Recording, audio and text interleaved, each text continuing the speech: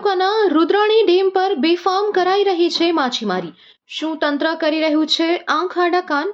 ટાયરની ટ્યુબમાં સવાર થઈને જાલ ફેંકી લોકો માછીમારી કરી રહ્યા છે। તો રુદ્રમાતા ડેમમાં જેમ પાણી ઓછું થાય છે તેમ માછીમારીનું કારસ્થાન ફળે ફૂલે છે। આ બેફામ માછીમારી કરનારા કોણ? શું તંત્ર આ લોકો પર કોઈ કાર્યવાહી કરશે કે કેમ? તે સવાલ જનતા ઉઠાવી રહી છે।